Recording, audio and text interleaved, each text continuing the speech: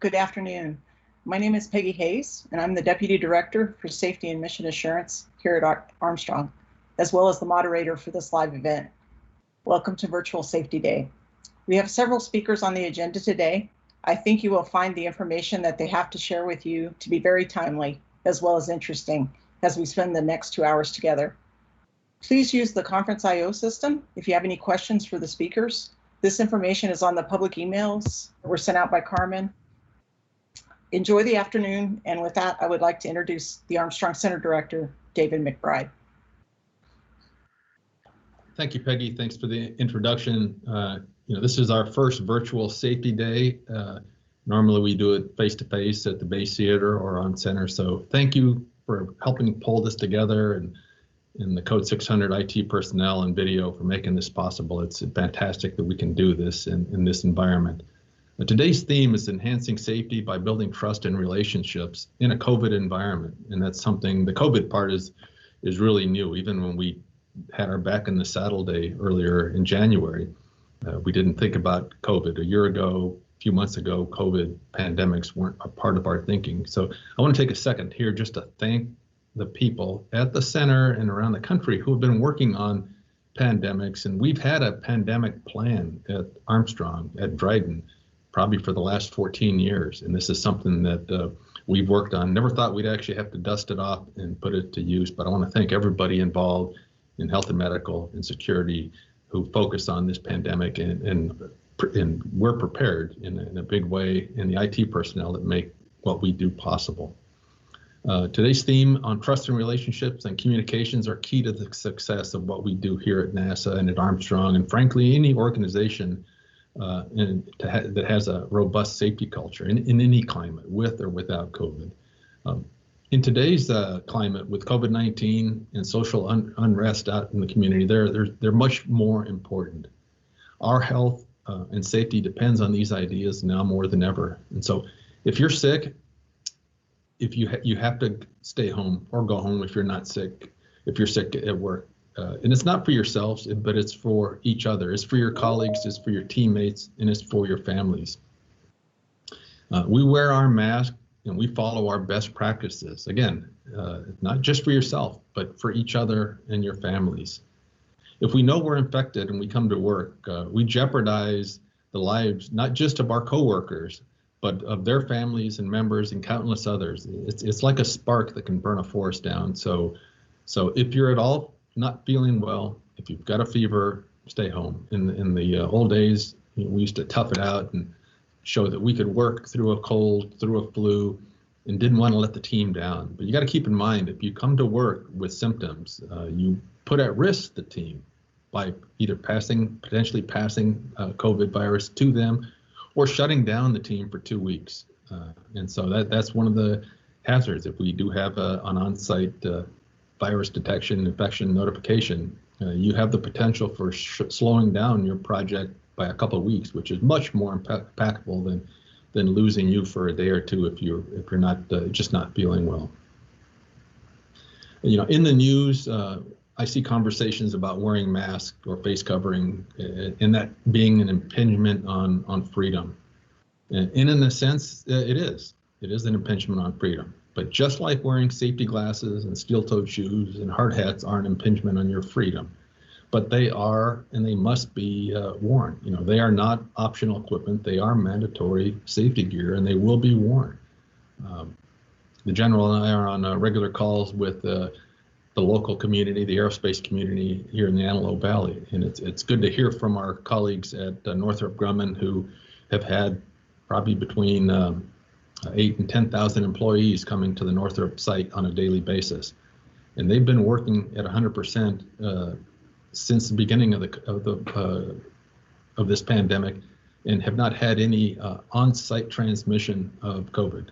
They've had cases that have come from the community on site, but because they follow the protocols that we have, wearing masks, hygiene, washing your hands, physical distancing, and the other things you're being reminded of, they have not had cases spread. So, I got to trust you to be able to follow the rules and to protect not just yourselves, but protect me and your families.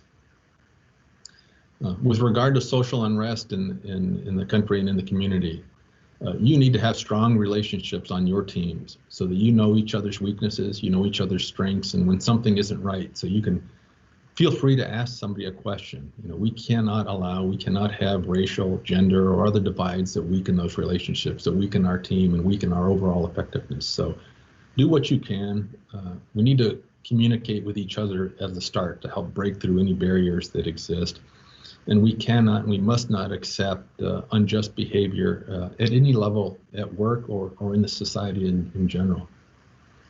We've done very well as the center so far to protect you, our people, during this crisis, this pandemic.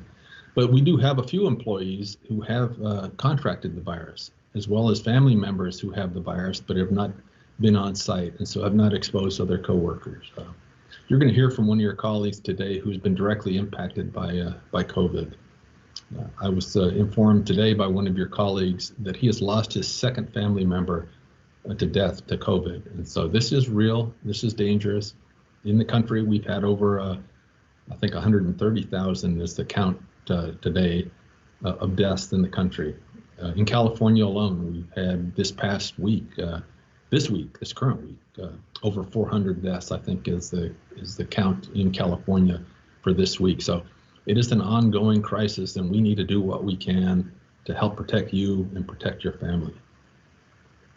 This week, many of you have heard about an employee we had on site who had contact with others, and then he found out that he was exposed and got tested and was positive. We followed our procedures, we conducted the traces and determined that it was best to shut down that work area for a couple of weeks for the team.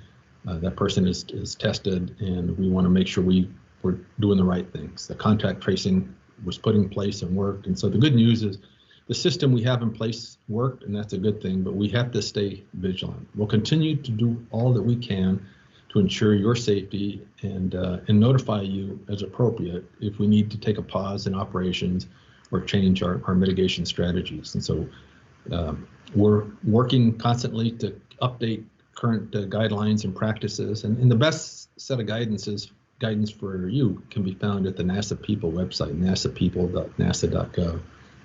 And so we pay close attention to the local trends and our guidance from our local, state, federal agencies, as well as our partnership with the Edwards Air Force Base. And with respect to those COVID recommendations, we balance those recommendations with our mission requirements and expectations. We take the decision to change stages very seriously. And right now we're in stage 3 in NASA's framework. And we believe we can continue to work safely with the level of work we have, the mitigations we have in place, and the personal protective equipment that's available to you. This allows the highest priority efforts for the agency to continue, yet minimizes the risk to the larger work population and high-risk employees. And it allows us to refine our processes. So there will be and continue to be changes to those mitigations and those processes. So be patient, but be compliant with those changes, because we're doing our best to stay on top of this. Another relationship that's very, very important to us is our relationship with the Edwards Air Force Base personnel and the 12th Test Wing. If we reside on their base and share their key resources here at Edwards and at Plant 42, we must respect and comply with their COVID mitigation requirements. We tie into the Edwards COVID Crisis Action Team meetings and share data about COVID here and other topics that may be of use to us.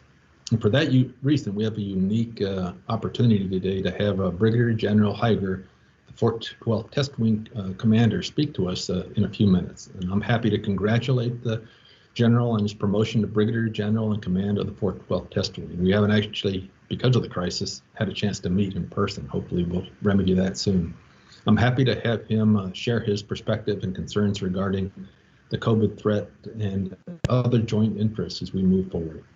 Over this critical period, we forged some new relationships and strengthened others as we joined local leaders in the Aerospace Valley COVID Task Force, something that was set up by George Whiteside at the Spaceship Company and with requests from local hospitals. So today I'm going to show you for the first time a composite video of how you stepped up to the challenge and what you did and are doing for the community, the nation, and the world. using your know-how, NASA's know-how to help save people and save lives. The equipment developed will come into play. I mean, keep in mind, we're still in the first wave of this pandemic. We have not actually seen the second wave, which will be bigger than the first wave. So again, everything I've talked about and everything we do depends on building and strengthening trust and relationships amongst you all. And as we move forward, keep doing the great things that you do every day, and we will get through these tough times together. Thank you for being online today, and I hope you'll listen to each of the speakers, and especially our guest speakers. I'll be around for questions later on, so stay safe and stay healthy. Thank you.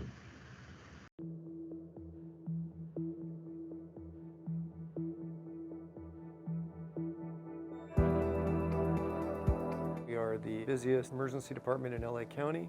Most patients, they have some symptom. They don't feel good, they're weak, they're short of breath. But almost none of them come in and say, I have COVID-19. It can really hamper the care of somebody with something as simple as asthma, who comes in and normally would just get a breathing treatment. But now we have to consider, does this patient possibly have COVID? You have this engineering culture. There's just an ability here to do just about anything we set our minds to. When this epidemic happened, okay, what do we got to do? And people started doing it. The joy for us and the thrill for us is to design and build something that people need and need quickly. That's what engineers do. We solve problems.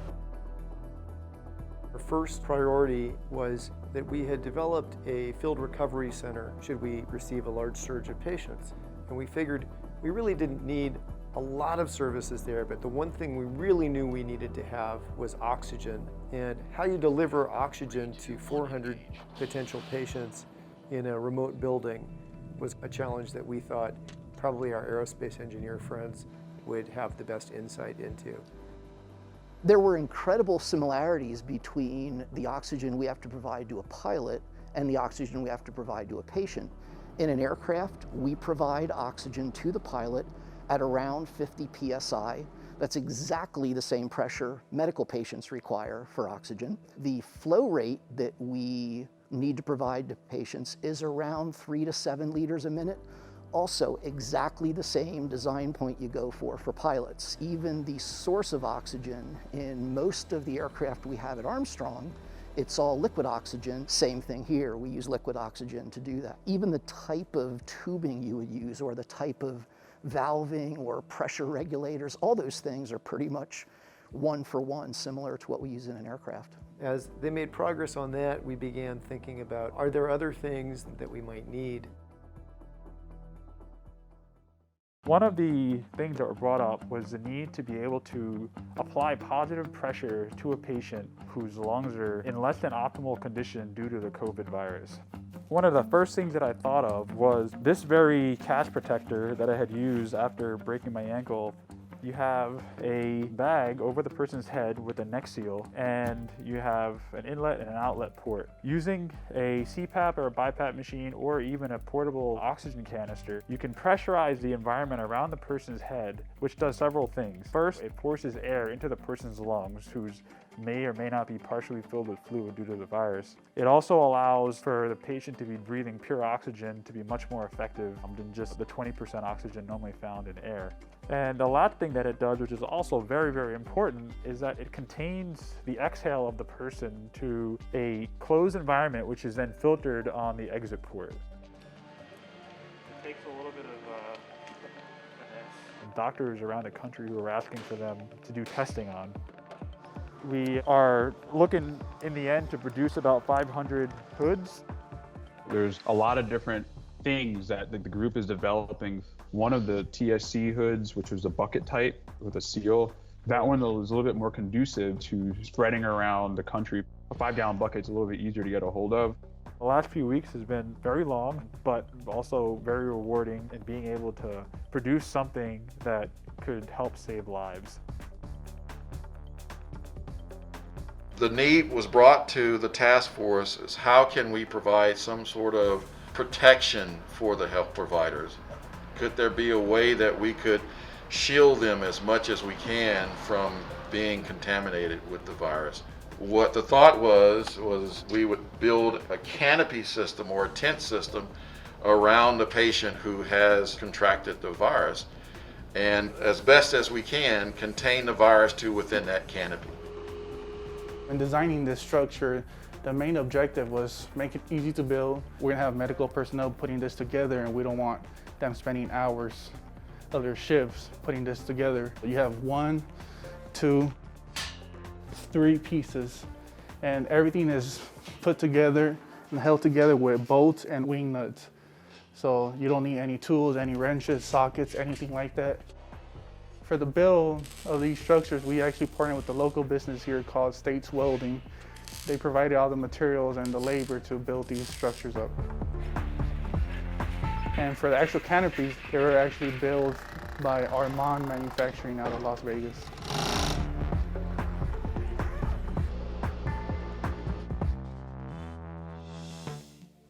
When you wanted to take off your mask, one of your most germy thing is your hands. So they wanted to come up with a technique of not having to touch their masks as they're putting them on and off, because they were mask shortages and they had to reuse them. We reached out to the high schools in the area and we asked them, hey, here's an idea. Can you guys improve and work on it? And you never have to touch your mask. Anytime you have an opportunity to step out and work with your local community, especially in a pandemic situation like we're in, it's quite an honor. I'm pretty new here to NASA. I didn't expect this is something I would be doing, but when the opportunity came, I jumped on the opportunity. Normally I work on things that go supersonic speeds, but we jumped at the opportunity to do this. The most fun of it is it's something you can design, build, and deliver within a week or two. And most of our jobs take years. When NASA and the country put all of us into this telework environment, engineers, technicians, mechanics did not have the opportunity to do work on airplanes. I'm extremely proud of how our engineers were able to use what they had available in their garage and be able to build some of these prototypes that are developing into systems that might help a lot of people. There's something about garages here that are very effective. That hood that works with the BiPAP machine, that's really quite a remarkable advancement in medical technology, and it was born out of crisis, and it happened in 10 days. I think they were excited to have this kind of work to do, and they were really creative about putting these things together, and we're really happy to have them.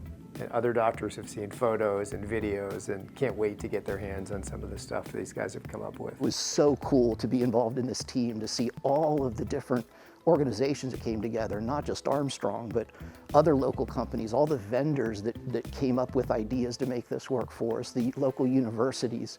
It's really, really rewarding to see everybody work together like that.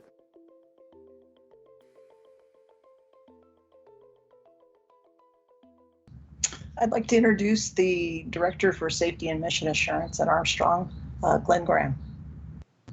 Hey, thanks, Peggy. It's that was a cool video. That was the first time I think anybody at the center's seen that, and I think it shows that we've been doing a lot of great things. Hey, so next speaker is one of our guest speakers, and it's my distinct pleasure to be able to introduce Colonel Matthew W. Heiger, SIG, who is currently the 412th Test Wing Commander, where he's in charge of 8,000 people that basically do every piece of developmental testing for just about every aircraft in the U.S. inventory, U.S. Air Force inventory, I should say. Additionally, Colonel Heiger is the installation commander responsible for operations support for more than 19,500 active duty, reserve, civil service, and defense industrial base contractors, both at Edwards, which is the second largest base in the U.S. Air Force, and at Air Force Plant 42 in Palmdale. I've had the good fortune to know him for about, since 2005, so coming on 15 years. Back then, he was a major, and we were in the same test squadron. Even back then, I understood very quickly that his unquestioned leadership abilities and integrity were apparent then, and they've only grown since that time. I also got to work with him when I was an instructor in the test pilot school a couple years ago, before he took this job. And he's had several different command jobs, Without further ado, let me just introduce you to Brigadier General, Higer. Thank you, sir, for being here. Yeah, thanks. I appreciate that. And true to NASA form, you guys are on or ahead of schedule. That doesn't happen with all of my commitments throughout the day, so I greatly appreciate that as well. Definitely my understanding of what's gathered here today is this is kind of like a site or a center all call, and there's a big hope or expectation of a bunch of Q&A. So I'm very ready for that. One of the things that I want to highlight to the folks that are my friends and coworkers. I mean, like literally, like Dudley said, we've known each other since 2005, so 15 plus years now.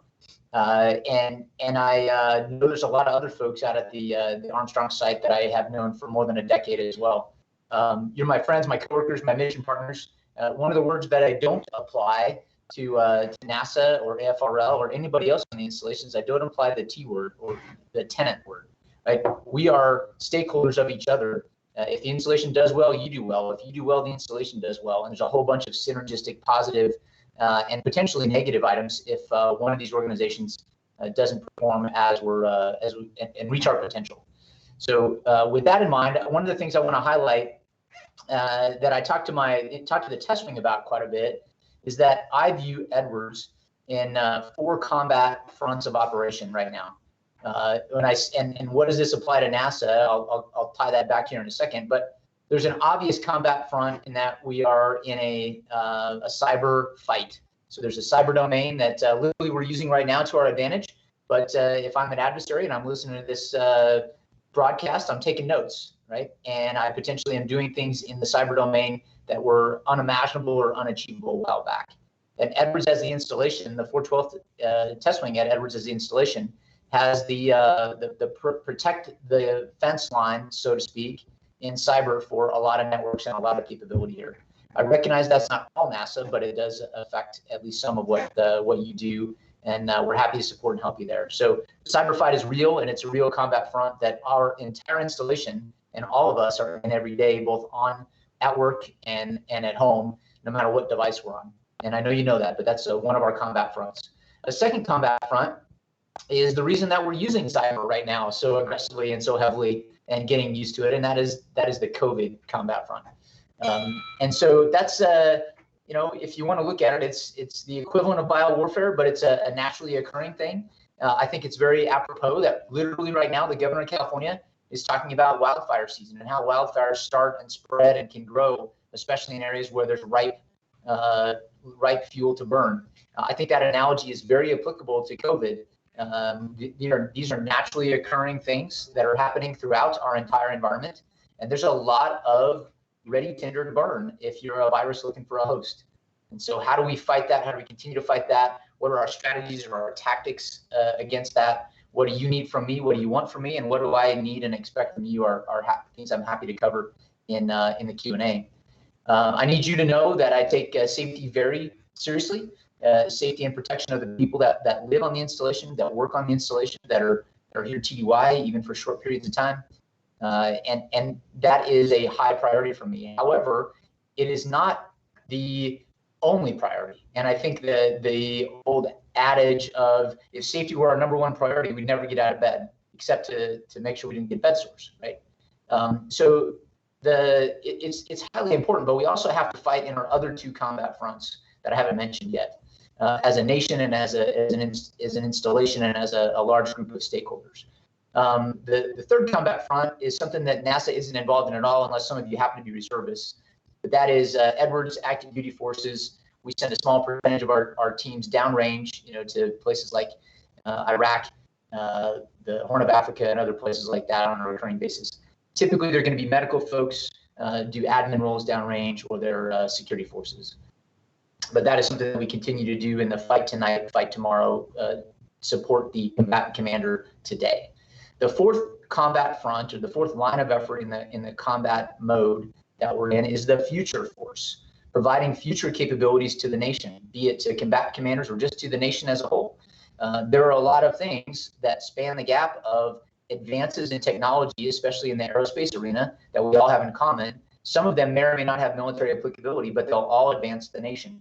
And so I argue strongly that we often think of national might in the form of military might or military power, but that is just one of many elements across what the United States has to bear. And if you look at all of those, NASA and NASA writ large and the Air Force writ large, but specifically Armstrong and the 412th are very much aligned in across many of those instruments or elements of national power. And as long as we use that power for the good and help the world, I think we're tracking in the right direction. And I'm confident that that NASA and the Department of Defense are doing just that. And so that, from the test wing perspective, is providing future capability to joint warfighters. But that future capability to joint warfighters may mean getting troops that are safer. It may mean getting troops that are faster or with less fuel or less environmental impact. And I know those are issues that are deep to the core of some of the things that you guys are doing. With that, as my opening salvo, I don't know if you're going to be the MC or if it's just going to be people popping up with random questions. And I do have the chat bar open, so I can take them there as well. Full disclosure, folks, I need to be, like, no kidding, signing off in about 18 minutes. But until then, my time is yours. Thank you. Good afternoon. The first question that we have for you is, how many base employees have tested positive for COVID? So it's a straightforward question, and unfortunately, I can't give you the straightforward answer. But the why is very instructive. So Peggy, thanks for asking that. I know that's a lot on a lot of people's minds, including the folks that work for me. The Secretary of Defense removed the authorization to release those numbers below the entire Department of Defense level. And a lot of people like you and me and a whole bunch of other folks that we live and work with would like to know how prevalent the COVID threat is on the installation, right? That's the reason that a lot of folks want to know. The reason that the SecDef removed that is he doesn't want to let our adversaries know what our vulnerabilities are. So if somebody were to engineer the next virus and know what the numbers were at specific bases in the Department of Defense, that would give them an indication on what kind of damage they could do. And as you can imagine, that type of risk is not something that we want to release at an installation or unit level. So those answers are available. They're available through the Department of Defense. I'm not aware if they've released any of that yet. And I send my data up through the chain of command and they amalgamate. Now, I will tell you that while I can't release specific numbers, I'm happy to walk right up to that line and answer generic questions like, I assess strongly, and the numbers actually support this, that even in the Antelope Valley, with very few exceptions, you are much less likely to be exposed to someone with COVID at work on Edwards Air Force Base than you are anytime outside the wire, especially if you drop down into the San Fernando Valley or down into the LA Basin. And there your numbers go up literally by orders of magnitude. The other thing that is I think, there's a door opening right now because we finally on the installation have the ability to test COVID testing, not antibodies, but actually presence of virus testing, on orders of magnitude more than what I had even 30 days ago.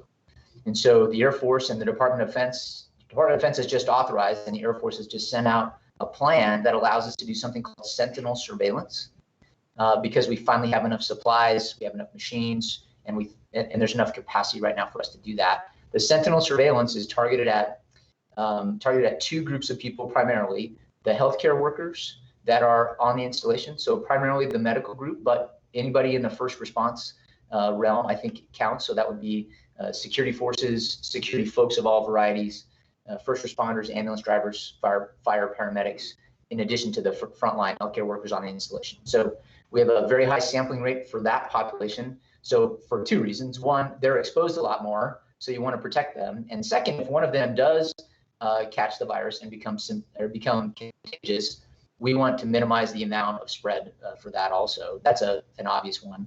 The second one is we have folks that live on the installation in dorms, right? Like many of you remember college dorms. Imagine what that life would be like if there was a highly contagious virus that you could inhale. Well, I have airmen that live in the dorms like that. And so that's the second population that we are going to do a very high level, relatively high level of sentinel surveillance testing. And then the third part of the population is the rest of the population at about the 1% level.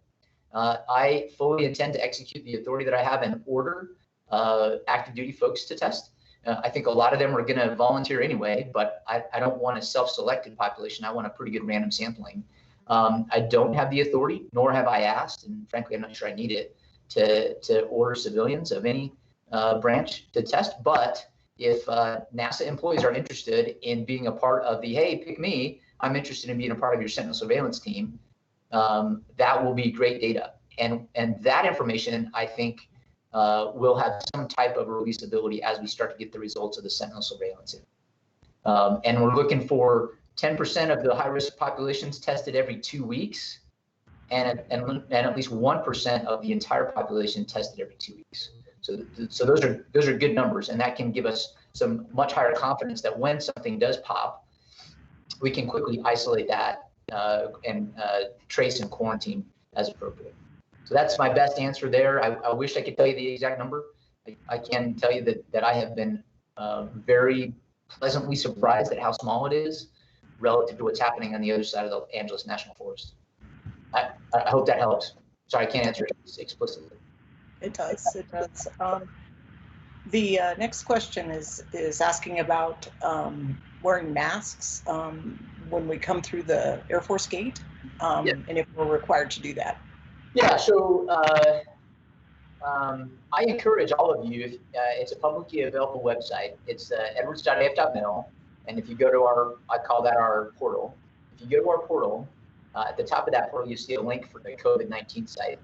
You can also just type it in /COVID-19 and it'll take you there.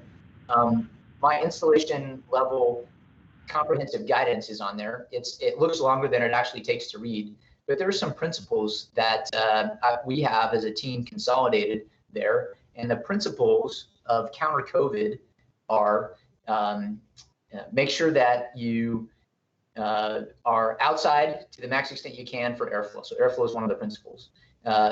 Have relatively small cohorts wherever possible. And the third one is minimize the duration of exposure. And then the fourth one is, make sure that you execute very good personal hygiene, right? That's a part of this, stay home if you're sick, et cetera, et cetera. When you look at those four principles as the backdrop to the question about mask wear, the Secretary of Defense said, I don't know, 2.5, 3 months ago now, that if you're on a military installation, you have to have a mask with you, which I'm confident NASA employees understand the technical risk and are going to have them with them, because you wear because you care, right? You wear because you might be positive and you just don't know it. And so you have to have one with you if you're on the installation, any installation, not just this one. And then if you can't ensure minimum separation from someone, so right now I'm in a room with the owner of this office right now, but he's in a corner. So we're 20 feet away and there's plenty of airflow through this room and it's not going to be 20 minutes. And I need clarity of communication, so I don't have a mask on. But if any of those criteria didn't exist, it's literally always in my pocket, and it has a cool little, I'll show you guys, I love this thing. It has a cool little orange Air Force symbol, the Air Force symbol and flight test orange. You'll see me wearing this a lot outside, not just because I need to message that, but because I think it's the right thing to do, because I might be the carrier and just not know it. So now specifically to the question, the defenders at the gate have their own PPE and PPE requirements. When you drive up to the gate, I asked the question of my Defense Forces commander a long time ago, would you rather the people in the cars have their masks on to protect your defenders, or would you rather they have their masks down so we can verify identification?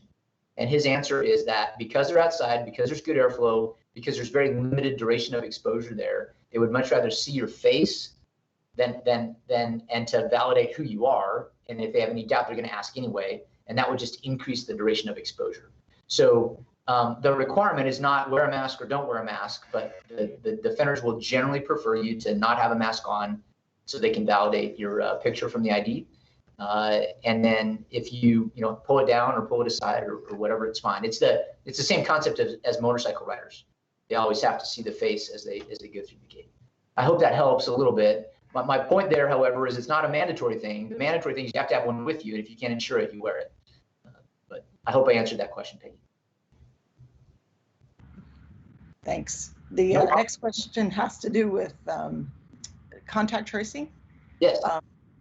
They're asking if when the Air Force does tracing, if it would affect an Armstrong employee, are they notified? Absolutely. So public health is the installation public health.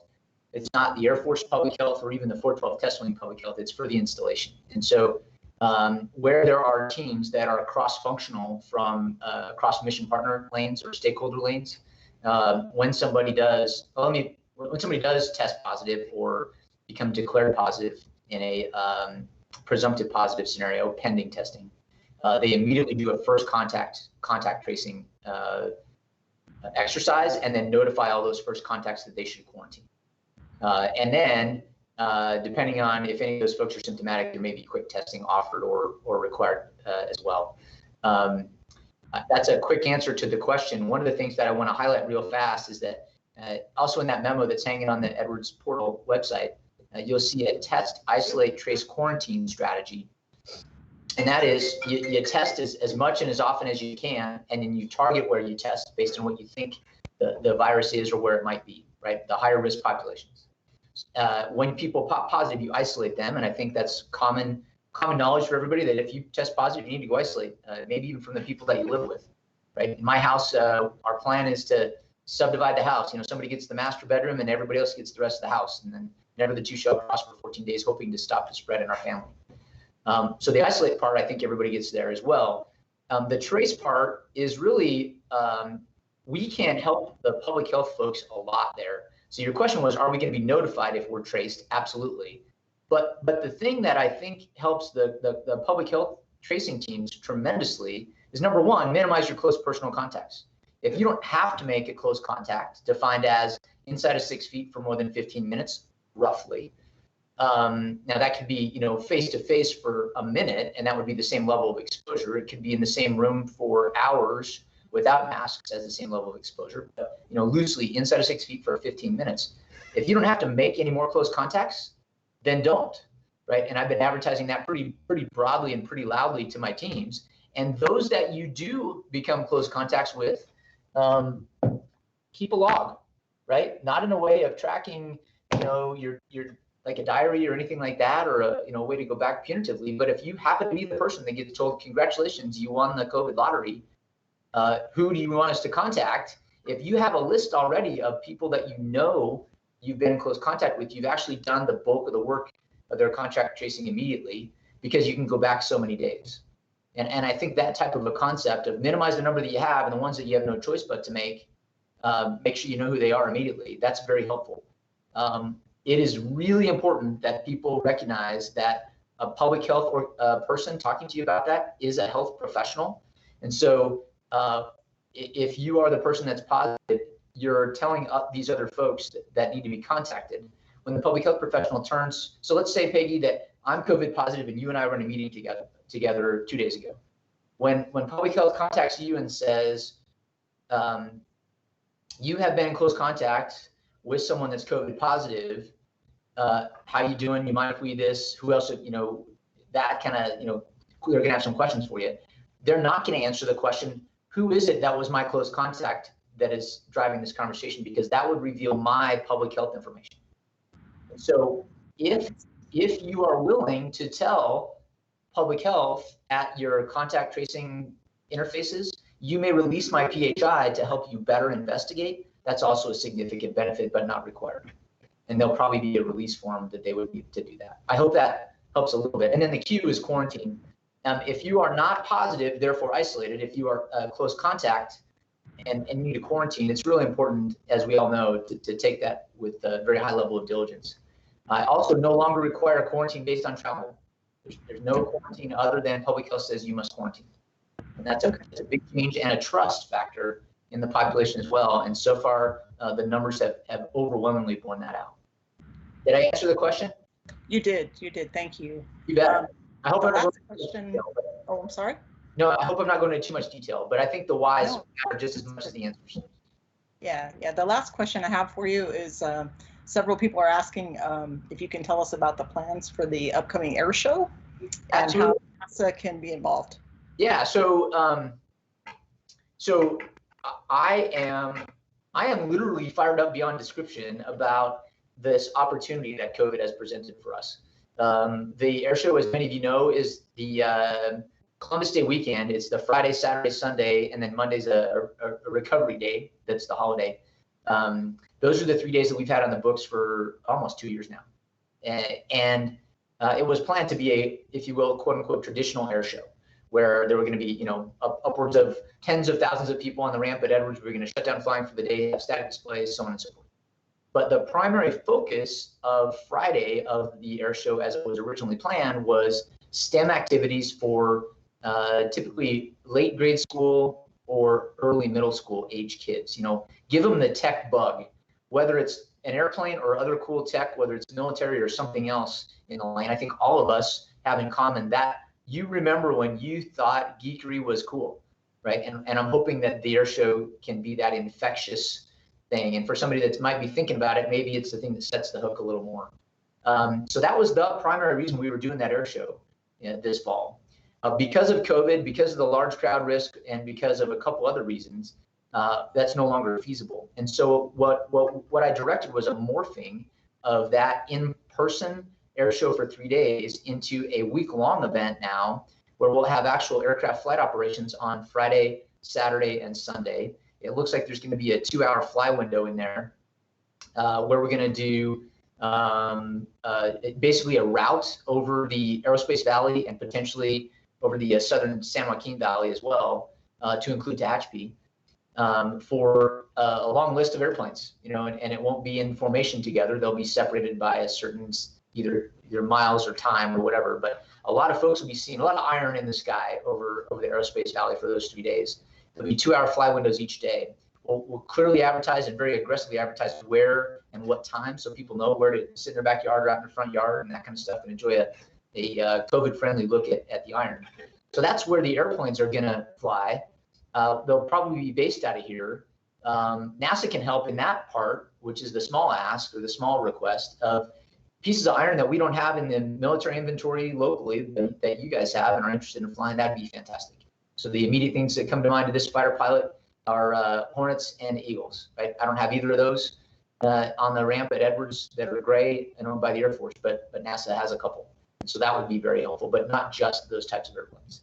The bigger ask and the bigger help, however, is that now that we've gone to this hybrid, the pilots and the instructors from Test Pilot School and anybody else in the community, the Aerospace Valley community that wants to talk to or instruct kids, we are going to have 4 hours of 1-hour sessions, Monday, Tuesday, Wednesday, Thursday. And we're hoping that we can have the first hour will be elementary school, the second hour will be middle school, the third hour will be high school, and then the fourth hour will be high school in Spanish, right? So it'll be a Hispanic high school targeted audience, that we can have people that are going to be in the airplanes or can talk about what those unique airplanes are in those flyovers on Friday, Saturday, Sunday. Say, like for example, one of the things that if you have an airplane flying with canards, what does a canard do for a otherwise high performance fighter? Well, I think that'd be a really neat thing if I'm a high school kid to hear about. Does an elementary school kid maybe appreciate that? I don't know, but that type of super fired up, super interested, super excited, and highly skilled presenter to do something pre-recorded on one or all of those days on a topic that can be tied to an airplane that's going to actually fly over them 1, 2, or 3 days that weekend. Those are the kind of things that I would love the partnering on. Okay, how do we do that? Becca Schweitzer is my exec. She's on the airshow team, and the other person putting it together is Halita Van Hoy. Either one of those folks, you may know them, but certainly Dudley can get you in contact with either one. If you have any interest at all in talking to kids in any one of those age groups about anything they may see in the air or anything not, we're trying to fill about 4 hours for each of those cohorts throughout the day. And that's really the hybrid part. The last part of the hybrid part of the air show is after the flyovers, we'll have a live time slot on Friday, Saturday, and Sunday where one or more of the air crew that will have just flown will get in front of a camera and then have a live Q&A session. On Friday, it'll be targeted to kids, and on Saturday and Sunday, it'll be more public, like I've been doing for the town halls at the installation. So that's what we morphed to, and I'm super fired up about it. If you can't tell, that we get to focus on STEM and kids and really broadcasting it a lot wider. And I think we're going to have the opportunity to hit more than tens of thousands. I think we have the opportunity to hit hundreds of thousands of folks, especially as this gets out publicly. The air show in 21 will still be on the same weekend. The aircraft are planned to be at Fox Field. And the year show in 22 will be back on the ramp at Edwards for the 75th anniversary of the breaking of the sound barrier. So that's it on air show. And you said that was the last question, and I talked right to it. So Peggy, anything else that I can take? We wanted to thank you for joining us, and it was great to hear from you. Yes, absolutely. So one of my big regrets is that I took command in early February here, and then COVID smashed us less than a month later, and I didn't get out to the site in person as I would have done by now. So I look forward to getting out there from a nice physically separated but socially connected way, right, to see where you guys work more and understand a lot more about you personally and professionally. So I'm excited about those opportunities as well. All right, thanks for doing this. Thank you. Yeah, thanks, General, for being on. Absolutely. Appreciate it. I'd like to go ahead and introduce our next speaker. Retired Army Colonel Doug Wheelock is a veteran test pilot and astronaut. He's a dual-rated Master Army aviator and has logged more than 7,000 flight hours in 46 different rotary and fixed-wing aircraft and spacecraft. Colonel Wheelock has accumulated more than 178 days in space. He's conducted 6 spacewalks and has flown aboard the Space Shuttle Discovery, the Russian Soyuz spacecraft, and served as the commander of the International Space Station Expedition 25. Wheels is a native of New York State and has been awarded a Bachelor of Science degree in Applied Science and Engineering from the United States Military Academy at West Point, a Master of Science degree in Aerospace Engineering from Georgia Tech, and an Honorary Doctor of Science degree from Oklahoma Christian University. In addition to his time in space, he's also a veteran of 3 combat tours in Afghanistan as commander of an ISR detachment, which is Intelligence, Surveillance, Reconnaissance, and has flown 38 combat missions in support of Operation Enduring Freedom. Colonel Wheelock has also served as a Russian liaison to the Russian Space Agency and the Energy Aerospace Company in Moscow, Russia. He, as the National Director of Operations Russia in Star City, Russia. He's also been the Associate Director of Aeronautics for Strategy at the NASA Glenn Research Center and an Associate Director of Safety and Mission Assurance at the NASA Plumbrook Station. Colonel Wheelock was recently selected by the NASA Flight Operations Director at Johnson Space Center to lead the Human Lander System Joint Test Team and co-chair the Joint Test Panel for the Lunar Lander Project. You're welcome, Doug. Thank you, Peggy. I really appreciate that. Thanks for the invite. It's great to join you guys, and just wanted to spend a few minutes with you. I really appreciate David McBride inviting me, and also my buddy Nick Kiriakis, who's on the line as well. Nick and I got closely acquainted last year at this time. We were working through a mishap investigation together, and I was really grateful to have Nick on our team. And he really gave me some great insight, and especially sort of my introduction to safety and mission assurance at the NASA level. And he helped me kind of bridge that gap into from the military side into NASA safety mission assurance as well. So thank you for having me, and I really appreciated hearing the words of the general. I'm going to try to share my screen here if I do this correctly. Let's see. There we go. And I can see that. Okay, awesome. Let me see. So I just have some cool pictures for you here, and I wanted to share my story, and I appreciate you letting me spend some time with you. I grew up as a little boy in upstate New York, and so the first lesson I learned that I actually learned this from Neil Armstrong years later. But when I was a little boy, probably much like you guys, I grew up. I was a tiny little boy when we landed people on the moon, and I was from a very small town in upstate New York on the west side of the Catskills. There's a farming community, and I was a very ordinary kid from a very ordinary place, an ordinary school. So we landed people on the moon, of course, in July of '69. I went into school that next year, a couple months later, and we had a brand new teacher. Her name was Christine West, And I don't remember much about that that year, but I do remember the first day we walked in, she was right out of school.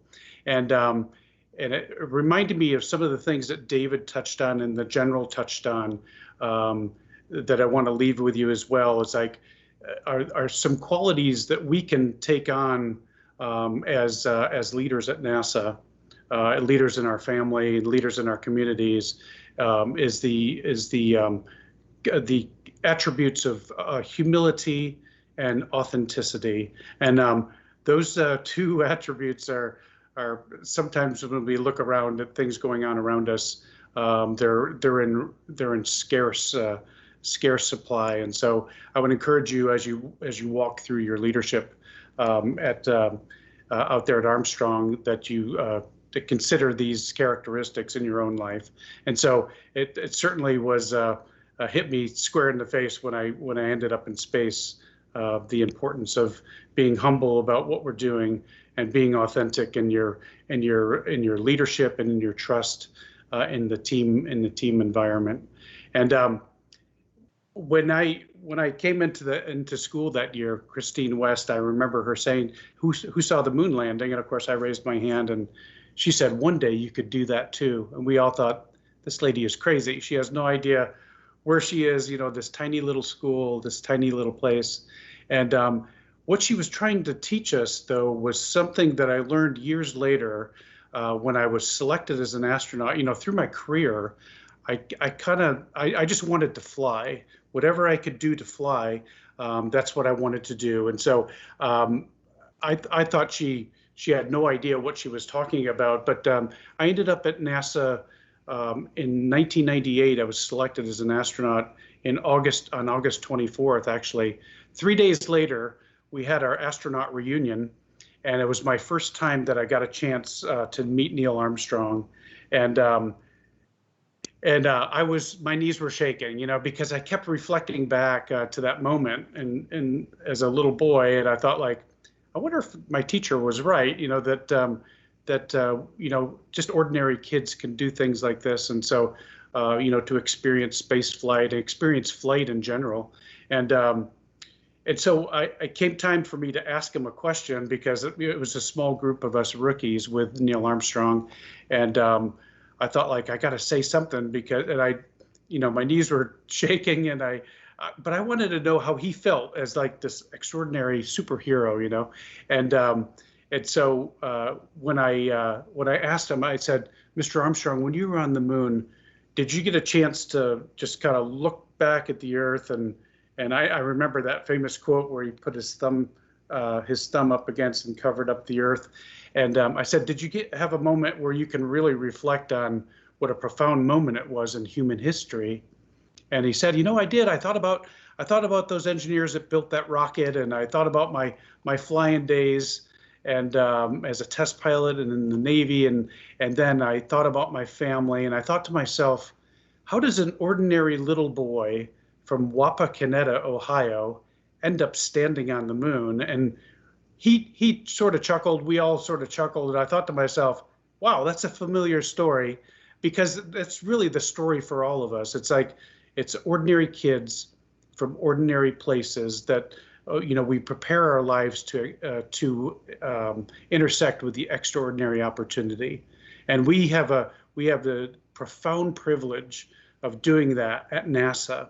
And so one thing I learned as I was growing up, here's my hometown somewhere down in this picture. Some of you from upstate New York may recognize some of these features, but I was able to get a chance to look down at my hometown and reflect back on the moments I'd come through in my career, and what a profound statement that was, that really we're all ordinary kids from ordinary places. And that's the same theme that we're going through right now. It's like we're all, the way we train our astronauts to fly on these long duration missions is to essentially give them a jigsaw puzzle worth of pieces of a beautiful picture, and then take the box away. And this is precisely what the moment we're in, as in our families, and if we're alone or what have you.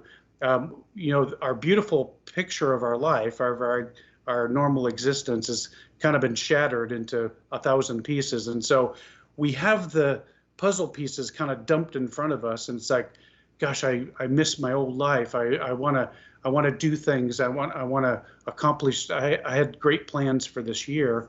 And so this all comes back to the way that we train our astronauts. And I've been talking a lot to students and children that are in quarantine right now, and I try to encourage them.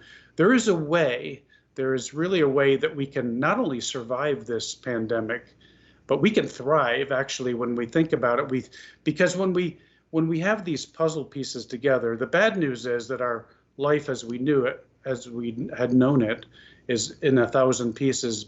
But the good news is all the pieces are there in front of us. And so what do we do when and I use this analogy for children, because you take the box away, now you don't know, well, I don't know what the puzzle looks like. Well, the first thing we do, we look for the corners, right? And so that's what we should be doing in our own lives and in the lives of our children as well, and those that we have influence with as well, that we can look for those corners, and those corners in our life are the full existence of ourselves. So it's a heart, mind, body, and soul, and health in all of those areas, health and safety, and the ability to thrive in each of those areas. So we can cover all of those things: heart, mind, body, and soul. So we got mental health, we've got our physical health, we got our emotional health, and we've got our spiritual health, or I like to say our purpose-driven health. And so once we find those corners, we can begin to rebuild this beautiful puzzle of our life. And so and it's precisely what we do in mission control.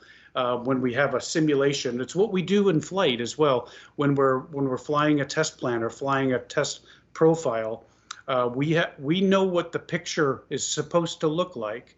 But the reason we go out and do these things is because they might never have been done before, or we're trying to build our knowledge base on this piece of equipment that we're testing or that we're proving out. And so we too have this puzzle we're trying to put together. And if we don't tackle it by approaching it at the corners first and then building the connective tissue, which is the logical buildup technique that we use in testing, then we're just kind of marking time, and we may survive, but we'll never thrive through the pandemic. But this boot print was my very first introduction to man on another world, and I thought to myself, I remember this day. I watched it on a small black and white TV, and I'm sure there are people that are out there listening in. There's like, man, this guy's old, So yeah, they call me Wheels at NASA.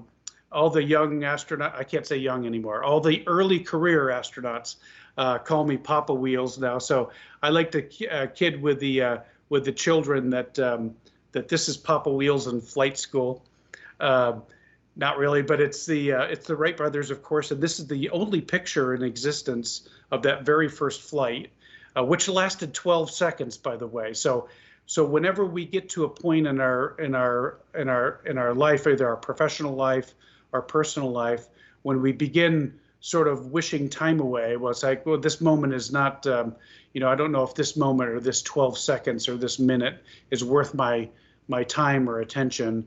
That this is right here in front of us is 12 seconds that really changed the world forever as we know it. And so I remembered back when I think of this, of course, this is at Kitty Hawk in North Carolina, and at Kill Devil Hills, and in North Carolina, I don't know if there's those listening in that are from North Carolina. If you've been to North Carolina, you know that on their license plate, they have first in flight, right? So, which is true. This is where this very first flight occurred. But in Ohio, where I'm actually physically sitting in Ohio right now, I just finished some work at NASA Glenn Research Center, and on their license plate, they proudly display the birthplace of aviation. And so we celebrate these things, and our children celebrate these things, these incredible things that just ordinary kids like the Wright brothers from Dayton, Ohio, where everybody thought they were crazy. They came along one day, and Wilbur Wright said, one day we're going to fly like birds, and they thought they were crazy. and the rest is history, as we know. It came my time to go on my first mission, and boy, did I feel ordinary at this point in my life. I got a big smile on my face there outside of the Space Shuttle Discovery, getting ready to strap in. And I remembered, John Young. Some of you that may have had a chance to interact with John Young. John, of course, was a childhood hero of mine, and I ended up going to Georgia Tech, which is where John went to school, and of course he's enshrined there. And I ended up at NASA, and I ended up getting a chance to fly a lot in the T-38 with John, and so a lot of the students and kids will ask me, well, were you afraid? It looks like you're smiling.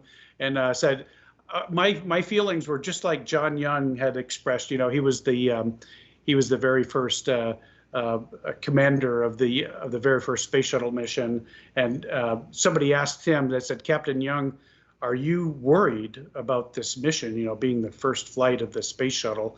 And John looked, he kind of thought for a moment, he goes, when you're getting ready to sit on top of the largest hydrogen and oxygen fueled system in the world, knowing they're going to light the bottom of it, and not just a little bit worried, you don't fully understand the situation.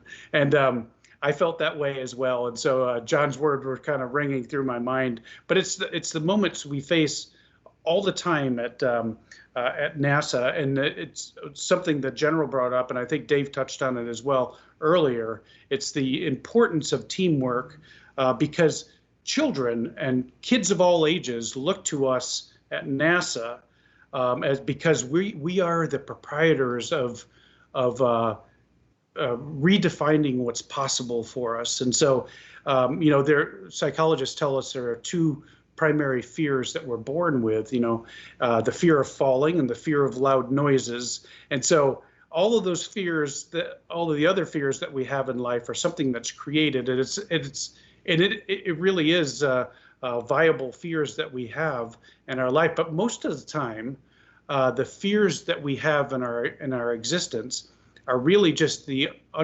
misunderstanding or the unknown of a dangerous situation. And so at NASA, we have mastered both of these fears. And so when you think about the fear of falling and the fear of loud noises, we have conquered the skies and we've conquered space. And so that's why humanity really looks to us at NASA as the bearers of this torch of strength and of courage and of teamwork as well. And so let me see if this video, I think I got this video. So, this is my launch day in 2007, the Space Shuttle Discovery.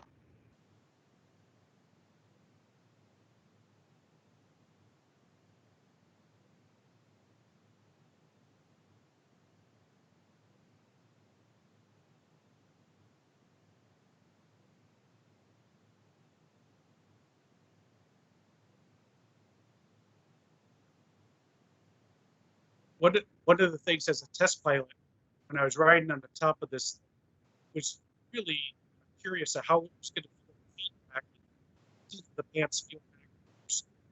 Whenever we're in an aircraft operating around, and in our first flight in that, we're kind of all ears, watching, listening to the vehicles tell us, and boy, this was quite the next. So it was my first trip into space.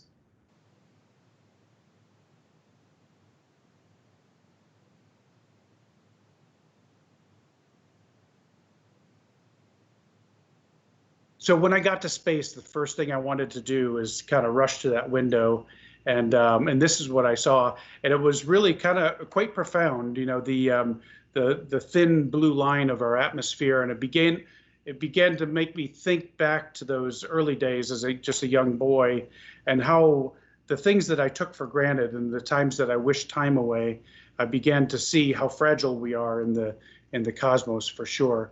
This is. You can see this is kind of looking to the southwest. You could still see that thin blue line of our atmosphere.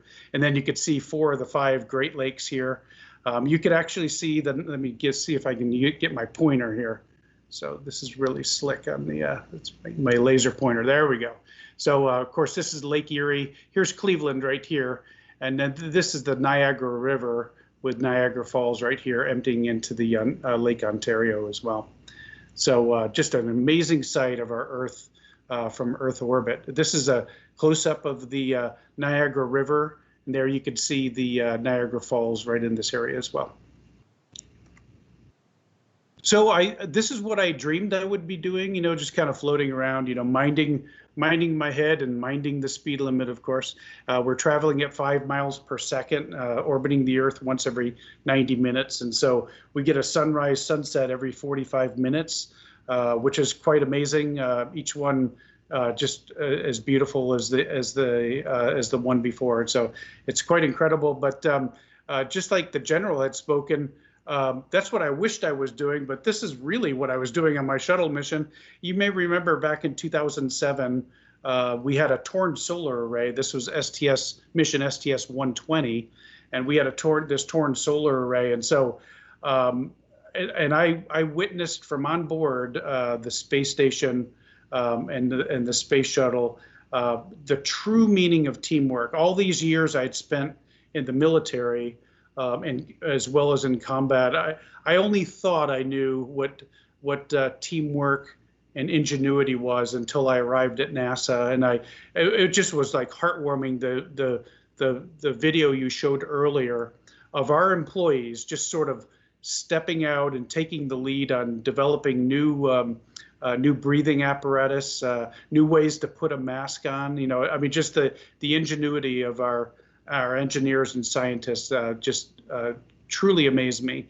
And so we ended up having to get on this big arm out to go out to the solar array. This is my buddy Scott Parazynski on the end of the arm, and we positioned him, and I ended up at the bottom of the array, and you could see the cufflinks that we had. We had to build these 5 cufflinks where we sewed up that solar array, and my job down here was to keep the array clear of Scott's the front of Scott's electronics on his suit so he wouldn't get fried, and I was to stay away from this power strip, which at the time they said, like, well, you know, this is a charged array, so that's carrying about 210 amps of current down through that array. So just be really, really careful with getting anything metal close to that power strip. So the next thing I wanted to leave with you, the next thought I wanted to leave with you is something that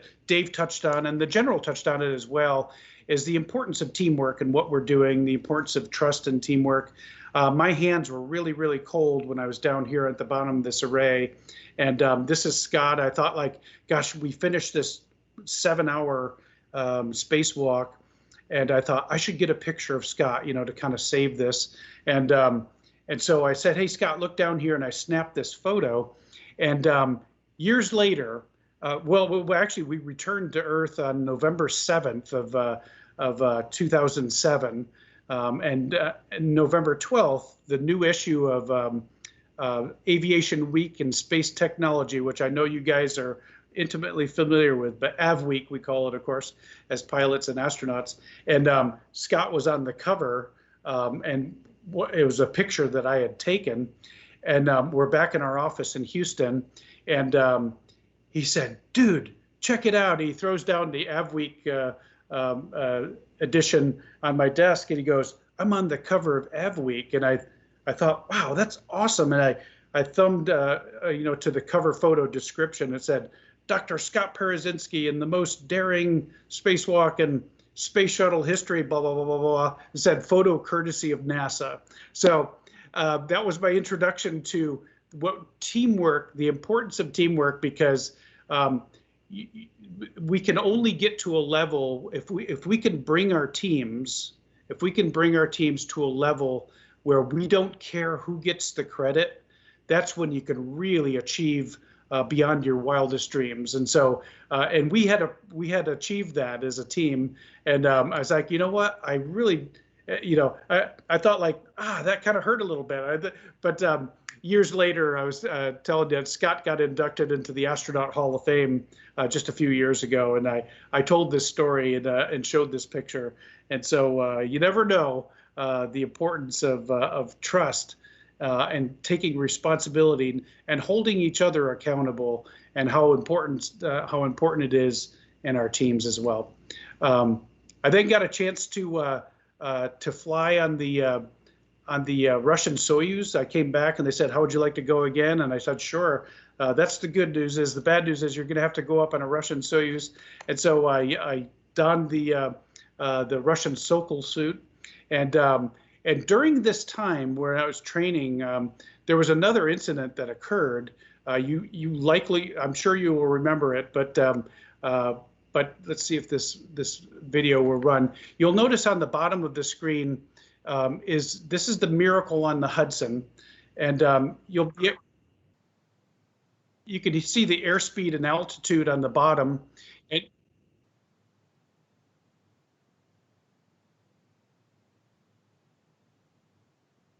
In the text you see on the screen is the internal cockpit discussion. And of course, this is the flight that had the bird strike coming out of LaGuardia, and of course we know the rest. You know, when Captain Sullenberger, when he goes out, we went out to talk to folks. You know, the biggest.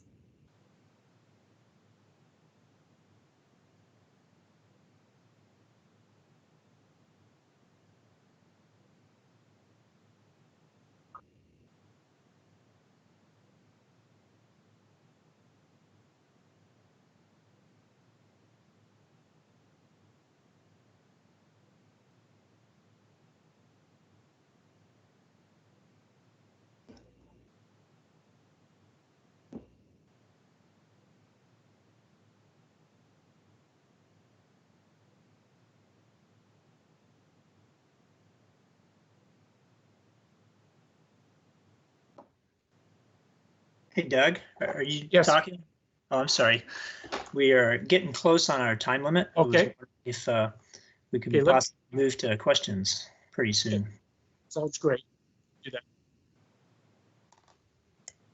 Okay, sorry about the taking so much time, but we all remember this as the Miracle on the Hudson. And the last thought I wanted to leave with you is that chance favors the prepared mind. When I got a chance to talk to Captain Sullenberger, is all about preparation and how he was prepared for this moment mentally, and was able to train to this and to respond to the emergency with quickness and decisiveness. So I'll open up to questions you guys might have about anything. Sure, Doug. One of the questions that we have is, can you talk a little bit about your work with the Lunar Lander competition? Sure. Let me go ahead and turn the screen off. There we go. Okay. So yes, very, very excited about this new work we're doing. Of course, you remember back in April, NASA led a broad agency announcement for folks to define and develop and bid on a lunar lander, essentially platform. And so actually, I think maybe John Kelly might be listening in. I wanted to thank John and Ringo and Griff, if they're listening in.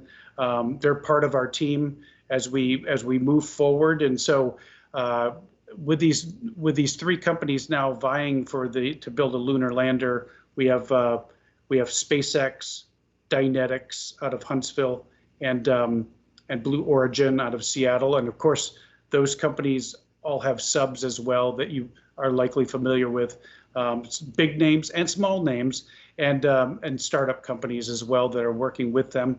And so they asked me if I would lead the joint test team, which is essentially looking at the gaps that we'll need to train crews to land on the moon. And so we have these companies that are building landers, but we need to be able to train our crews as well. So I'm managing the test development and eventual testing and selection of platforms that we'll use for fixed base mock-ups all the way to motion simulation, and then on to in-flight trainers as well. And John Kelly has been a very vital member of our team, as well as Griff and Ringo out there at Armstrong as well. So I appreciate their help. So we're on a mission now to land on the moon, boots on the moon in 2024, and so that's our thrust now. So.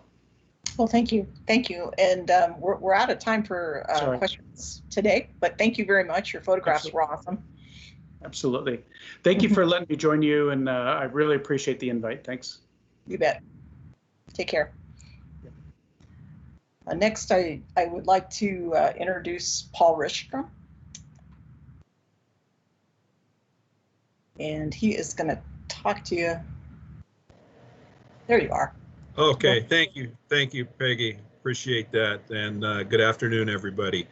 I'm going to share some of my recent experiences. I'm a COVID-19 survivor, so I'm going to just talk a little bit about that and kind of some of the experience I had during that. And first, I'd like to frame a little bit of the timeline of my symptoms and that. And so I first began feeling some slight sinus inflammation and a little bit of sneezing on the 17th of June.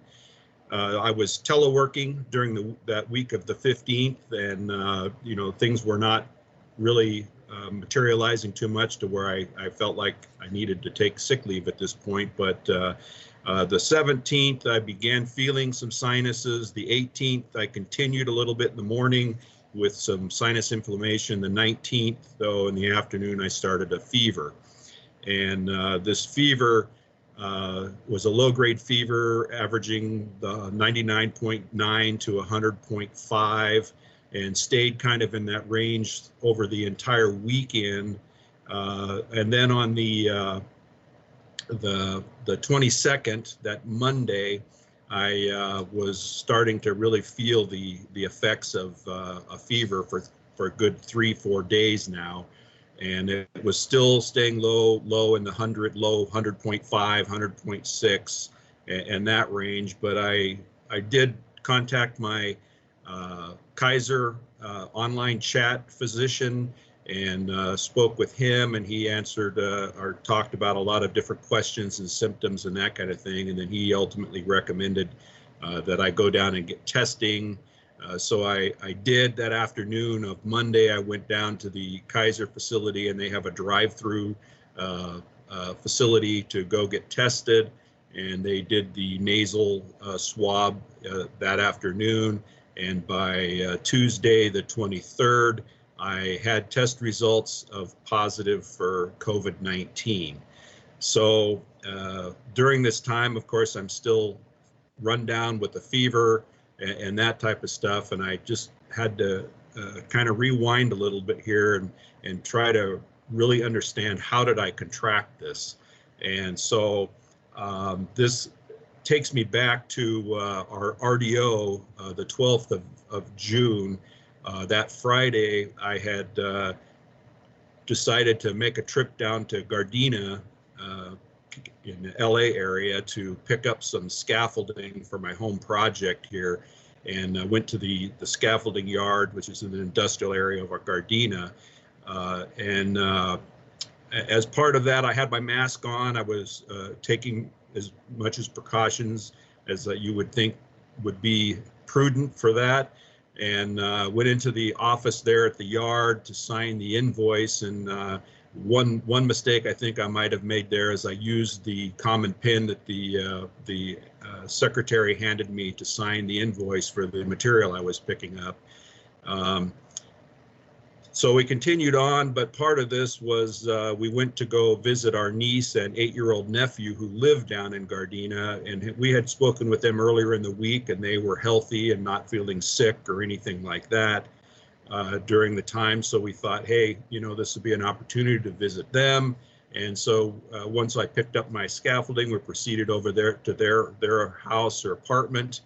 and we went inside her apartment and was visiting for probably a good hour plus, but we didn't have our masks on. When I say we, Myrna, my significant other, was with me during this entire time, and so I was playing with my nephew, and we were talking and that kind of stuff, and then we ultimately went to go have some lunch, and we drove, or I drove her vehicle to the restaurant, and we proceeded to order. We all had the same meals, and one mistake that I think that I really set myself up was I didn't wash my hands, and we were eating a soup and a grilled chicken, and I was eating the grilled chicken with my bare hands, and I think these are some cases where I should have found the bathroom and washed my hands prior to eating and that type of stuff. So these are just some events that I think how I may have introduced myself, because I drove her vehicle, I opened the door being a gentleman to the restaurant. The restaurant was clean. There was plenty of social distancing amongst the few patrons that were there, and the people that were there were wearing masks and stuff that were working there. So a lot of things looked positive in that respect, except for me not washing my hands prior to eating. That was one case where I think I may have opened myself up. But beyond that, we parted ways and came home, and everything over that weekend was fine. Although one other possible event that I think may have possibly exposed was we went grocery shopping, and during that I was buying some fruit and stuff, and I had sliced into an orange to taste it to see if it was sweet. And of course, I had not washed the orange, and possibly I could have introduced the virus by the skin of the orange, slicing into it and then eating it. But during the shopping, I was wearing masks and taking all other, precautions and that kind of stuff. But that may have been an opportunity there. So, but during this time, from the 12th and the 14th, when we were grocery shopping, and then all the way to the 17th, when I had my first symptoms, I didn't have any other indication that I may have exposed myself to this virus. The thing that kind of really keyed me into something different than the flu was the fact that after I had started the fever on Friday the 19th, the fever lasted the entire weekend, and normally I would be with a fever maybe a day or a day and a half, and things would move on, and I would be feeling a little bit better. The other thing is that I lost complete sense of taste and smell, gone, nothing, and that was very strange for me, because I could eat oatmeal or strawberries or anything, and everything just tasted like mush. Nothing was any taste at all. And so as the virus progressed through my body, I began to become weaker and weaker because of the constant fever that would just never let up. And then by about day 7, 8, the fever started cranking up. It started getting up into the 101s, and I had a final peak of 102.9. And that's when my body started saying it's time to void itself of everything. And I was emptying myself of my intestines and stomach. And that lasted for about 2 days. Of course, to try to keep myself hydrated, I was drinking Gatorade and Pedialyte to try to keep myself at least hydrated through this event. And then for whatever reason, after the 10th day at about 1 a.m. in the morning on the 11th day, I woke up and kind of felt different. And so I went in and took my temperature, and sure enough, my temperature had come down to 98.4. And I was like, wow, okay, but I hope this lasts for a while. And so I continued checking. my temperature, and another few hours, 98.4, another few hours, and then pretty soon, 13 hours and 24 hours, and my temperature was staying normal. So I was starting to feel a little bit better, and continued every day feeling a little bit stronger. And even to this day, now we're the 9th of July, I'm finally starting to get some of my strength back. I'm able to taste things, and able to of course be here and telework again, and that type of stuff. So that's my story, and my advice to everyone is don't drop your guard for a second. I think I made some critical mistakes, and I have myself to blame for that. But it's real, it's out there, and it's ready to find a host at any second. So thank you everyone for your time, and thank you, Peggy, for letting me share. Sure, Paul. Thank you for sharing, and good to see you. You're looking really well. So it's great to see you up and about. Awesome. I'd like to invite Matt Berry to come online. He's going to introduce the next video we're going to look at. Hi, Matt. Hello. Thank you, Peggy and Glenn. I appreciate you guys giving us the opportunity today and fitting us in last minute. For everybody out there, this is a message from your AFRC PACE team, Human Factors team, and for the aviation maintenance. And we put together a special message for you guys that I believe everybody will enjoy and help us come together to figure a way to embrace our new work environment. So before we get started here, and you guys watch it, I just wanted to give a special thanks to the video team members, Steve Parcell, Brian Sukup, Tracy Chavez, Tim Peters, and Lori Losi for putting this together at the same time they're doing the safety show. I mean, without you guys, it couldn't happen. Also for Nick Karaokis for allowing us just to step in a little bit on his time here and get this video message out, because I know he works hard on putting the slides together. And then to my fellow AFRC PACE team members, thank for each and every one of you for stepping outside of your comfort zone for a little bit, being humble and being authentic, as our fellow astronaut friend said there, and making this possible. So I hope you guys enjoy the video, and everybody stay safe. Thanks.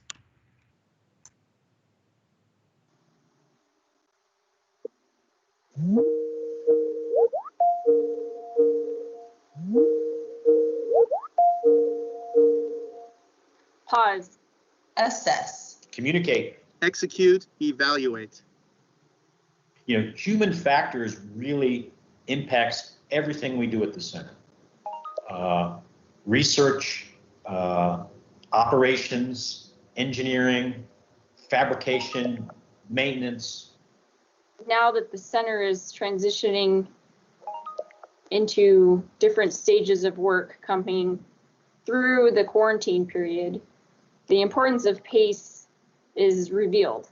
So this is the prime time to implement something like PACE, where we're going to pause and assess, figure out how we need to now reevaluate our routine to meet the new environment of coming onto center, and then also recognizing that the environment on the center is different than what we knew before. We have new health and safety protocols, and we have to be looking out for others, not from just a safety standpoint, but also from a health standpoint. And through that, then we can kind of continue to communicate and execute effectively so that we keep moving forward with being productive at our mission and vision here at Armstrong, but also so that we keep everybody in this family at Armstrong safe and healthy. We want each and every one of you to understand the importance of PACE. And we want everybody to cultivate a work environment that holds each other accountable and makes it safe for us all to do the work that we all enjoy. And we are here for you to help be that support structure. So going back to center, I would think the most important thing for people to remember is that we are one team, one family, and we have to look after each other, even more so in the environment in which we find ourselves living in today. Now you're required to wear a mask when you work. You're required to be fitted with an N95 if you're working within 6 feet of another individual. And there's a lot of fear that comes along with this, obviously, because COVID it's the invisible disease that you could be asymptomatic and still catch it. So it's going to be a challenge to get everybody back in a very safe and methodical way, smaller teams, split shifts, to be able to still get back to accomplishing our mission at the same time being as safe as we possibly can. So what we've done is we've created a split work week within our group. That way we can kind of have 50% of our workforce working the first part of the week, and then 50% of our workforce working the second part of the week. And that keeps the social distance requirement at the center, but still meets our project goals. And so because it is a process that's out of the norm, you're pausing. I assess the situations we're not keeping up with our work demand. I communicate to our team, I communicate it to our customers, and we have to continually reevaluate whether the process is effective. Well, I encourage the people that are still at home to maybe practice pace by they're not here in the heat of battle with us, but they can still evaluate how we're pulling this off. And I need that communication feedback from people kind of watching from a distance to make sure that we're doing everything that we can to be safe with these missions. We typically fly with about 5 people in the front cockpits, and we sometimes have about a dozen people in the back room. Just consider that the people that are at home, they're still in the back room, they're just not on site. And I'm still getting feedback from everybody to execute the mission. The different, sometimes zip code for that back room, but it's still part of our team. However, if you are at work, then you do need a pause, and you can assess your surroundings, make sure that you're following the proper protocols, making sure that you have all the appropriate PPE, that you're assessing those around you and making sure that they're also following the right protocols and wearing the appropriate PPE. We're going to have to pay more attention on the people that are around us, ensure that either they're at least 6 feet away, or if they're closer, we need to make sure that everybody has the N95 masks on. And like I said, everything's going to be moving a lot slower. And we got to be cognizant of what is going on in our surroundings. So where you came from and you're coming here the last couple months, it's not going to be the same when we return. So can you do me a favor, put your mask on and consider social distancing and everything. We just got to practice, pause, think about what we're doing, assess, making sure that we're thinking about the details that we need to make it happen. We got to be able to communicate our concerns, or if you see something that it's just not, that it doesn't look right, to bring that up, and finally execute when you have your team on board to make sure that we're doing the right thing. Yeah, we all have, this is everybody's responsibility, to ourselves, this is to our company, and to our family. So this just can't be one person. This is definitely all hands-on activity, and this is our responsibility. There's a whole lot of things going on. There's the virus that is really, it's hard to describe the feelings that people have, and all of the challenges that we face, not only coming out of the virus, but also all of the other things that are going on with the race relations and everything else. It's very hard, and part of the PACE program or the human factors and maintenance is the people. So it's more important than ever to use this concept now. Clearly a significant additional challenge that we're dealing with, which is ensuring that we're taking the steps that we need to take to prevent spread of the virus, right? Communicate. Talk to your friends every day. Talk to your coworkers to see how they're doing. And the biggest impact we can have is just checking in on one another and making sure everybody is healthy, both physically and mentally. I miss being around the action. I miss all the science going on, all the projects, all the flying. So for me personally, I'm looking forward to the day that we get to the point where we can all come back and operate in a safe environment. So I'm looking forward to it. I'm looking forward to helping people. And as one team, one family, one fight, I think we'll get through this together. You know, I've enjoyed teleworking with everybody, and I know that's going to be part of our future moving forward, but I'm also looking forward to seeing everyone's faces and working more closely on center and doing the things that we do best. Pace to embrace.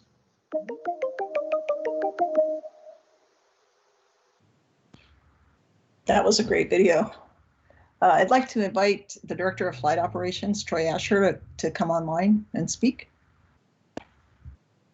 Well, hello, everybody. I'm going to make this real quick. My topic here is the lessons we've learned operating in a COVID environment so far. We're not done yet, as it's been mentioned, and I think we have a ways to go. And so here's some things that we've learned from flight operations operating in stage 4 and now in stage 3. Now, I did not coordinate with anybody previous to this in this safety meeting, so the lessons I have learned here, you're going to notice a common theme here, and I believe we all have realized this at the same time. And so this may be some things you've already heard. I hope so, and we'll be able to tie this all together. So first and foremost, I think it's sort of like real estate is location, location, location. This is all about communication. Communication. A decentralized command, that's a term some of you may have heard. That basically just means that we have a vertical leadership chain, and we have a very well thought out and deliberate chain of command. With that chain of command, that means we all understand the same things. It's the intent. So you start out. This is much like what General Higer said about when he answered the question about should you wear a mask at the gate. That's not an easy answer, right? Because he had 4 different things that he used to assess the risk. It's the same thing here. That is his intent. And what that allows is then the other leaders in the organization to understand the why, and then they can make good, sound decisions. That is key to any of this, and that has worked amazingly. That also in that decentralized command, you can be constant communications. It helps us to talk to our people through multiple tag ups, occasional all hands throughout the organization. And then it's a consistent message. Once we have a message, we keep it consistent and we keep coming back to it. So both of those are very, very important. And then, of course, built into all of that is trust. The theme of our day today, building trust and relationships. Communication cannot happen without trust. You have to trust the person you're talking to, that they're listening to you, and if you're talking, you have to trust that the folks are hearing you. So if you're not listening or you're not hearing you don't have communication. So trust is key, and we've been trying to use that throughout. This has actually been an exercise in crisis leadership or crisis management. Many of us fall back on what we learned in the military, or maybe what we learned through a national disaster time frame, or some other thing like that. And these ideas are key in any of those situations, and this is one of them. So this is no different than the natural disasters or possibly a wartime situation. So communication is really the key here. I also would like to talk along those same lines as decentralized command is just ownership, and that's ownership at every level, all the way down that leadership chain, if you will.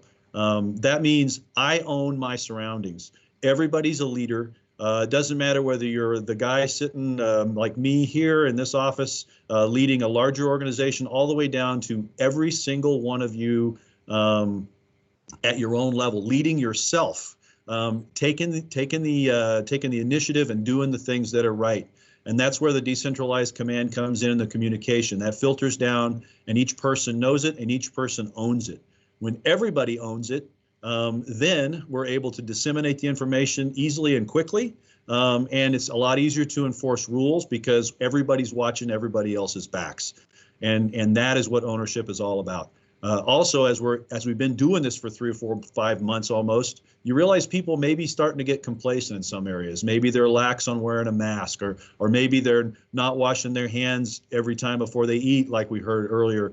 There's things like that that could be called complacency, and we all can help each other and make sure we're watching out for one another. So that's the ownership piece is critical in enabling all of that communication up and down the chain of command. You heard this as pace, and again, I did not coordinate with these people, but I always say slow is smooth and smooth is fast. That means, you know, communicatively, slow is fast, right? So sometimes you do have to slow down to speed up. We've heard that all the way through today. You know, in the very beginning of this whole thing, we stopped operations completely across the center, and we stopped and we thought what we were going to do next, and then we slowly started back, and it was stops and starts for a while. That helped us to control rumor. That helped us to get out the real information. That helped us to establish our leadership chains, and it helped us to also listen because we heard a lot of folks talking, people talking out there, water cooler talk in the hallways, things like that. That hey, maybe we should stop and talk about this for a second. And that continues today.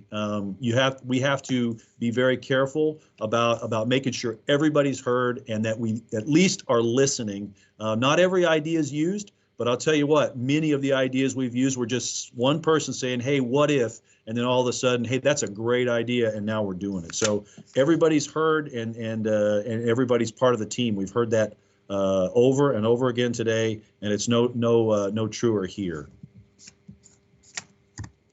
Remote work, these are some more specific. So those were kind of generalized things, right? Leadership in a crisis situation, all of that above.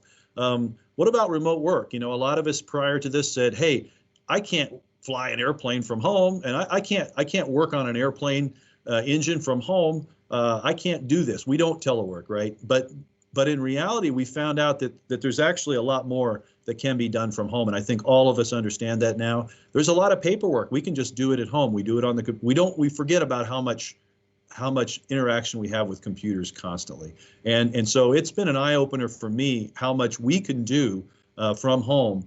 Just this morning, we flew the F-15, and we did all of our work from home. The pilots met on Teams. We did our flight briefings. We faxed in all of our flight plans. We did everything, check the weather. Everything we did was from home. And then all we did, as the pilots anyway, was show up to Armstrong and walk out to the airplane and fly it, and then went home. So that is something we would have never thought of doing before. And I know JC and his maintenance division are doing many of the same things. It also underscores how important IT is. Never again will we say, well, you don't need that. You need that, and this is exactly why. All of those things we have for IT is absolutely important. So that was a big eye opener and a big lesson learned. Time-driven deadlines versus event-driven deadlines. We've seen this over and over again. When you start one of these long pandemic responses, there are things that just expire because it's that time, you know, that it's 2 months and it's expired. Well, you haven't used the thing for 4 months, but it's still expired. Versus, you know, time-driven or event-driven when we say we're going to use it a certain number of times and then inspect it. So we've had a lot of those, like calibrated tools is a very good example of that. Over in a lot of our back shops and other facilities, we've had a lot of things that would expire that we came in, like cycling machinery and maintaining batteries and cleaning coolant reservoirs, and we have certification not only for pilots but for people like welders, and you have to take that into account at the beginning of one of these things and think it through. Once you understand that, you can do some things to keep those things going. PPE and cleaning in this particular pandemic was key, and you guys all know that. We all had to step back, and that's what's specific about this particular one. What kind of PPE do we use? What is it worth? What effectiveness are we going to see, and how do we clean? We've seen several folks never think about, hey, you have to wear safety glasses when you go into the machine shop. Well, hey, what about those? How we clean those? And everything you touch now, you know, you borrow a pen from somebody to sign a bill, and there you go. You never know what it's going to be. So this was a unique thing to this pandemic, and that became very, very clear to us. Some people, I know many of you thought maybe we started too soon back, and some thought maybe we started too late. And we listened to all of those things, and I believe the team here started back when we felt the risk was manageable. Lastly, enabling activities. We had several different things that we did throughout stage 4 based on the time-driven type deadlines based on PPE and cleaning, based on currencies, things that you can do, little things. You can do them remotely, you can do them quickly, and that allows you to get back to work when you get on the other side of this thing. And that's been key. So looking for those things and what you can do and do them smartly. There's a lot more I have here, but in the time I have, I believe that's it.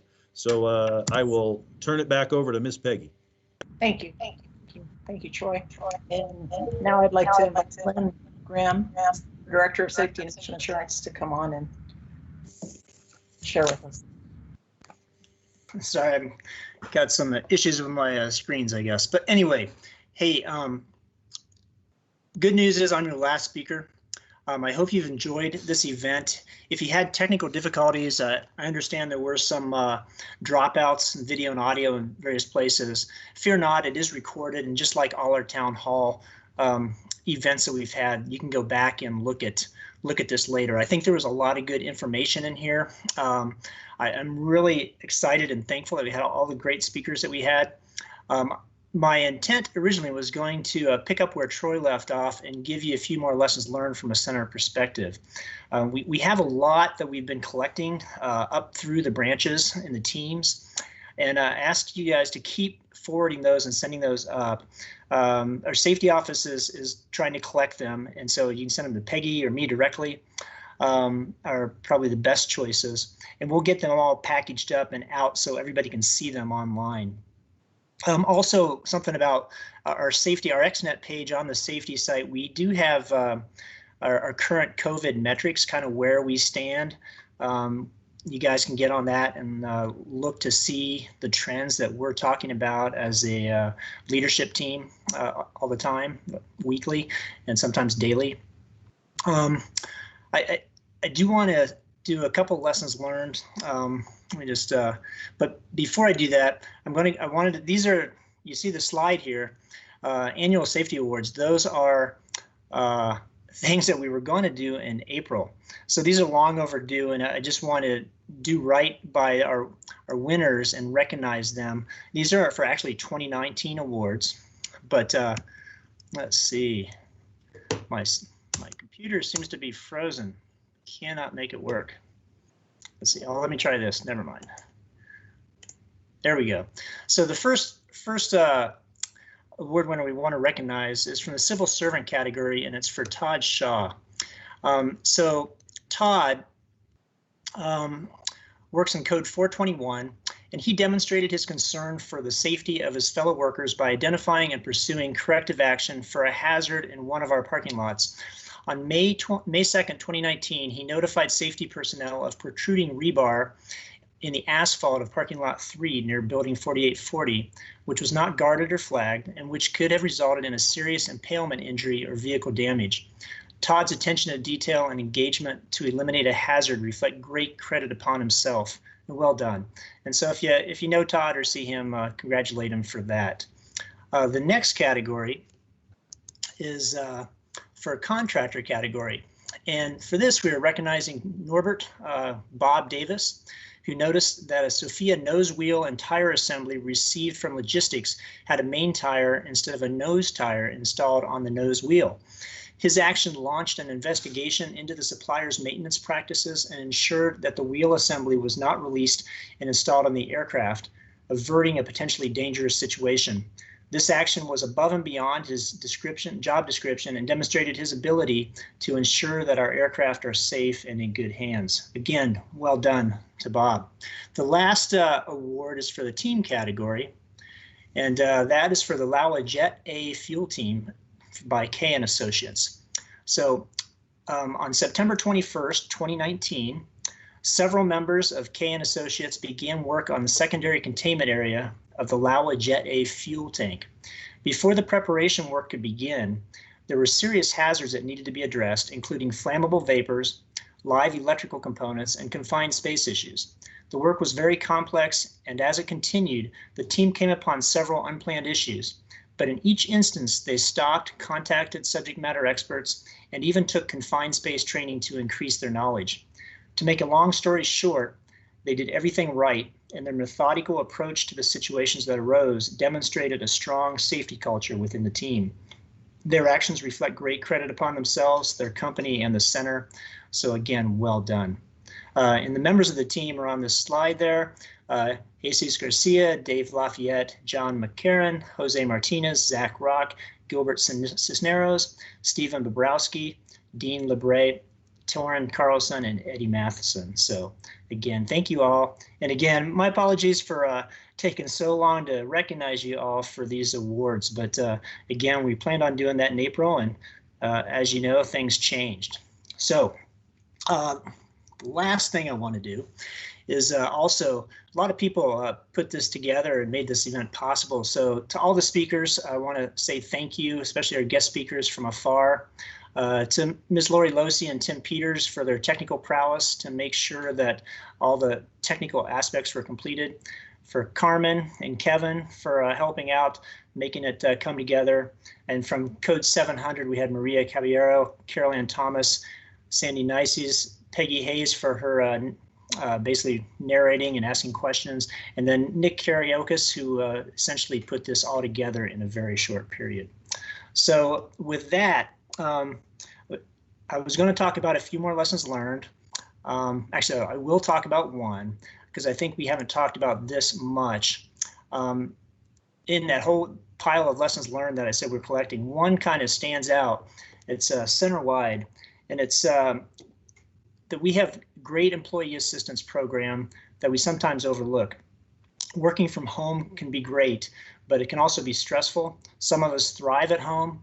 Some of us miss the camaraderie of work. We've been focusing on physical health and safety with COVID, but we also need to think about our mental health. Dr. Ashley Pruitt is available and has lots of strategies to help us through these tough times and or just chat if needed. The lesson is for us to remember that she is available and for us to take advantage of this opportunity. So that's just one thing I want to put out there, because again, we don't talk about that very much. These are extraordinary times, and they call for extraordinary measures. As an organization, we've had to make big changes as to how we work. We solve problems. That's what we've always done, and we're good at it. But it takes time and care. So many good points from the folks who've already talked. Troy talked about ownership as key. A couple of our speakers and Wheels talked about being authentic and genuine in your relationships. And again, if you look at this picture, I stole this from the XNet actually yesterday, if you recognize it. So we all are Armstrong. And trust, relationships, communication, teamwork, safety, culture, and family, they all go together. And without any one of them, we can't achieve our highest potential. So with that, I want to see the rest of the time I have. We have about 7 or 8 minutes. I'll send it back to Peggy to ask questions. And just so you know, they can pretty much go to anyone. We've got Dr. Peak online, Paul Ristrom's still around, and David's obviously online. So Peggy, back to you. Thanks, Glenn. Paul did agree to come online here for a couple of questions that he got while he was talking. So the first question was for you, Paul. Was it hard to get tested? No, Peggy, it really wasn't. After the physician recommended that I test there at Kaiser, I'm a Kaiser member. When I drove down there, he said any time between the hours of I think like 8 in the morning and like 5 in the afternoon, they were running the testing there. And you remain in your vehicle and you pretty much drive through the parking lot there, and they have signs guiding you where to go. And then there's a security person that asks you, what are you here for? And you let him know that the physician authorized you to get tested. And I drove and got in line, and I think there was about 3 or 4 vehicles ahead of me before my turn to get tested. And they just come out to your vehicle. Of course, they want you to wear your mask. They're wearing protection. They bring out the vial with the swab, and then they do the nasal swab, and they hand you some paperwork, and that's pretty much it. And I was surprised at how fast the results came back, because I had gotten up that next morning, Tuesday. I was tested Monday in the afternoon around 1:30, And I had test results in my Kaiser online account that morning by about 6:30. Wow, that's good. The other question had to do with your family, Paul. I don't know if you want to speak to this, but they wondered if any of your family members got it from you or had any problems.